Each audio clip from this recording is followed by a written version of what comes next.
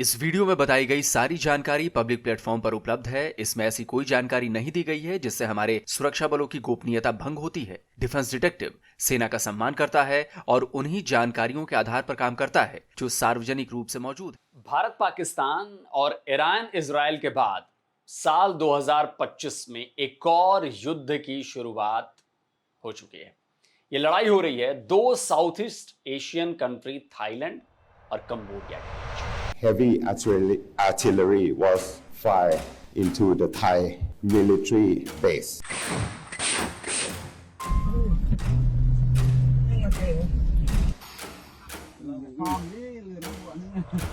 Thailand और Cambodia की सेनाएं एक दूसरे के आमने सामने आ चुकी हैं। कंबोडिया की तरफ से मल्टी बैरल रॉकेट लॉन्चर से ताबड़तोड़ रॉकेट्स दागे जा रहे हैं। कंबोडिया के हमले की चपेट में थाईलैंड के 4 प्रोविंस आ चुके हैं। कंबोडिया के आर्टिलरी शेल्स थाईलैंड के कंथारालाक डिस्ट्रिक्ट के सेंटर में गिर रहे हैं। थाईलैंड का फानोम डोंगराक हॉस्पिटल भी कंबोडिया के हमले का शिकार बन गया। सिसाकेत प्रोविंस में कंबोडिया के रॉकेट गैस स्टेशन पर गिर गए और वहां पर बहुत भयंकर आग लग गई। थाईलैंड का दावा है कि कंबोडिया सिविल एरिया में हमले कर रहा है, जिसमें उसके 12 लोगों की जान अब तक जा चुकी है। इन हमलों के बाद थाईलैंड ने कंबोडिया से अपने डिप्लोमेटिक रिलेशंस को भी डाउनग्रेड कर दिया। On the morning of 24th July 2025, heavy artillery was fired into the Thai military base and continued throughout the morning. The attacks also targeted Thai civilian areas, including a hospital, resulting in civilian casualties and fatalities.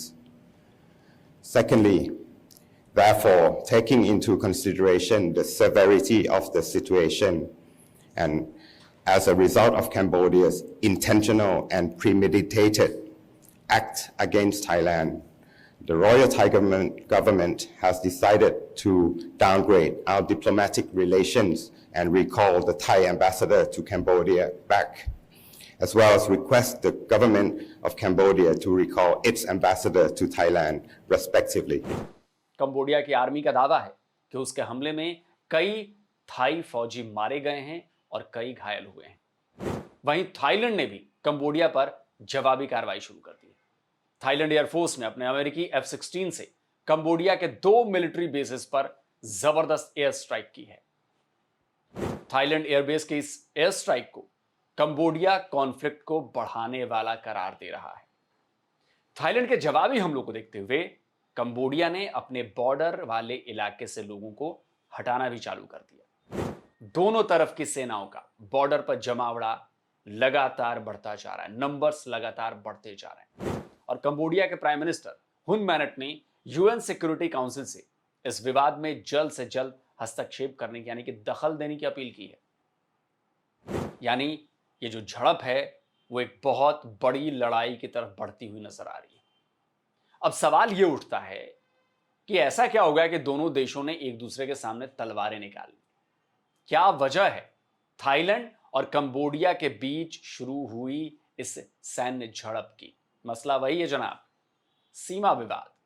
Thailand और Cambodia 800 kilometre का land border share करते हैं, लेकिन दोनों देशों के बीच जो विवाद है वो है 4.6 स्क्वायर किलोमीटर के एरिया का, और ये एरिया है कंबोडिया के उदार मेंशी प्रोविंस में, ठीक थाईलैंड के बॉर्डर के पास।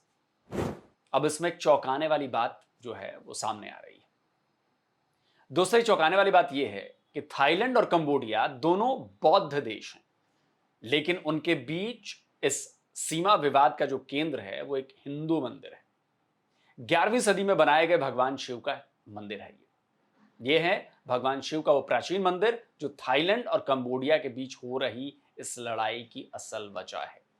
11वीं सदी में इस मंदिर को खमेर साम्राज्य के राजा उदयादित्य वर्मन द्वितीय ने बनवाया था। 11वीं सदी में खमेर साम्राज्य अभी के कंबोडिया के अलावा थाईलैंड, लाओस और वियतनाम के कई हिस्सों तक फैला हुआ था। बाद में 1887 में कंबोडिया जो है वो एक फ्रेंच कॉलोनी बन गया। तब इसका नाम था फ्रेंच इंडो चाइना। वहीं थाईलैंड तब सियाम कहलाता था, उसका नाम सियाम था, और वो कभी किसी की भी कॉलोनी नहीं रहा। वहां अलग अलग साम्राज्यों का शासन जो है वो चलता रहा। 1932 से वहां राजतंत्र के खिलाफ माहौल बनना शुरू हो गया था। हालांकि पूरी तरह राजतंत्र वहां कभी खत्म नहीं हुआ। खैर 1939 में सियाम का नाम बदलकर थाईलैंड कर दिया गया। वापस लौटते हैं थाईलैंड और कंबोडिया के बीच इस मंदिर के विवाद पर। 1904 में फ्रेंच और तब के सियाम के शासन के बीच एक समझौता हुआ था, जिसमें इस इलाके को फ्रेंच इंडो चाइना का हिस्सा बनाया गया था। लेकिन 1907 में जब फ्रेंच इंडो चाइना यानी कंबोडिया का नक्शा तैयार किया गया, मैप तैयार किया गया, तब इस इलाकों को लेकर बवाल शुरू हो गया, विवाद शुरू हो गया। सियाम ने दावा किया कि फ्रेंच इंडो चाइना का यह मैप गलत है और इसमें सियाम के एक बड़े हिस्से को फ्रेंच इंडो चाइना में शामिल कर लिया गया है। यह वही एरिया था जहां प्रसाद प्रीच विहार का शिव मंदिर मौजूद है। फिर 9 नवंबर 1953 को कंबोडिया से फ्रेंच ऑक्यूपेशन खत्म हुआ था और उसी समय कंबोडिया की सीमा तय की गई थी और तब भी इस एरिया को कंबोडिया का ही हिस्सा बताया गया था। लेकिन थाईलैंड ने इसे मानने से इनकार कर दिया। 1954 में उसकी सेना विवादित इलाके में घुस गई और उस पूरे इलाके पर कब्जा कर लिया। कंबोडिया इस मसले को इंटरनेशनल कोर्ट ऑफ जस्टिस में ले गया। 15 जून 1962 को आईसीजे ने उसी 1904 के समझौते के आधार पर मंदिर को कंबोडिया का हिस्सा करार दिया था। इस फैसले के बाद थाईलैंड को मंदिर समेत पूरे इलाके से अपनी सीमा वापस बुलानी पड़ी थी। लेकिन यह विवाद जो है ना वो खत्म नहीं हुआ। थाईलैंड ने अपना स्टांस बदलते हुए मंदिर पर तो दावा छोड़ दिया, लेकिन उसके आसपास की 4.6 स्क्वायर किलोमीटर की जमीन पर दावा ठोक दिया। इसके बाद से अब तक हर साल मतलब कुछ ना कुछ दोनों देश अपने आमने सामने आ जाते हैं। 2003 में कंबोडिया में थाई एम्बेसी में आग लगा दी गई थी। 2008 से 2011 तक दोनों देशों के बीच लगातार क्रॉस बॉर्डर फायरिंग चलती रही। फिर करीब 14 साल तक मामला ठंडा रहा। लेकिन इसी मई में थाई आर्मी की गोली से कंबोडिया के एक फौजी जवान की मौत हो गई और यहां से मामला जो है वो गंभीर होने लगा। अभी दोनों देशों में लड़ाई छिड़ने की वजह लैंड माइंस को लेकर छिड़ा विवाद है। विवादित इलाके में कंबोडिया ने लैंड माइंस लगाई हुई हैं, जिसकी चपेट में आने से थाईलैंड का एक फौजी गंभीर रूप से घायल हो गया और यहीं से इस नए कॉन्फ्लिक्ट की शुरुआत हो गई। दोनों देश फुल स्केल वॉर की तरफ बढ़ते दिख रहे हैं। ऐसे में जानना जरूरी है कि दोनों देशों की मिलिट्री पावर कितनी है, कौन कितना मजबूत है। तो ग्लोबल फायर पावर इंडेक्स के मुताबिक कंबोडिया के पास केवल 2,21,000 एक्टिव फौजी हैं, जबकि थाईलैंड के पास 3,60,850। कंबोडिया के पास रिजर्व फौजियों की संख्या 0 है, जबकि थाईलैंड के पास 2 लाख रिजर्व फौजी हैं। कंबोडिया के पास 10,000 पैरामिलिट्री के जवान हैं, जबकि थाईलैंड के पास 25,000।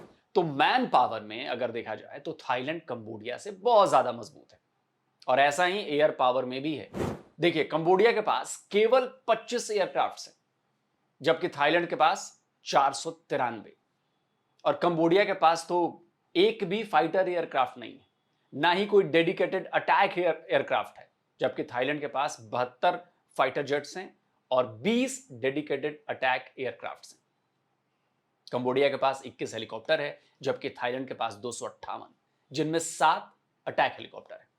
लैंड पावर की बात करें तो कंबोडिया के पास 644 टैंक्स हैं, वही थाईलैंड के पास कंबोडिया से 9 कम 635 टैंक्स हैं।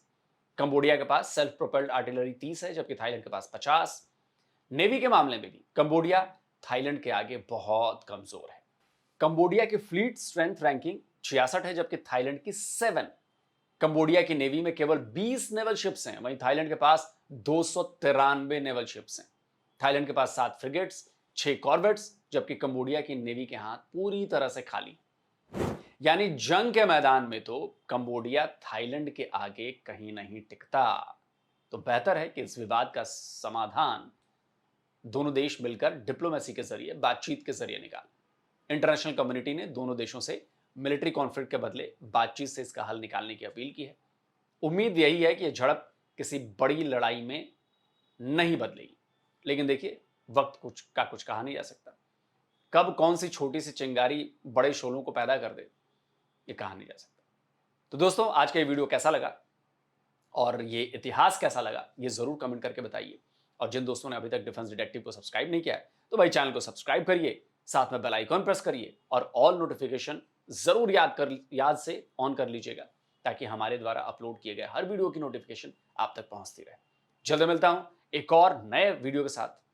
नमस्कार, जय हिंद। तो अगर आप चाहते हैं मुझसे बात करना, मुझसे कोई सवाल पूछना, तो फैन कॉल पर आप मुझसे कनेक्ट हो सकते हैं। फैन कॉल में ये सुविधा है कि आप अपने हिसाब से वहां पर जाकर टाइम स्लॉट बुक कर सकते हैं कि आपको फलाने दिन मुझसे बात करनी है, फलाने टाइम पे मुझसे बात करनी है। लेकिन ये भी बता दूं कि ये पेड सर्विस है,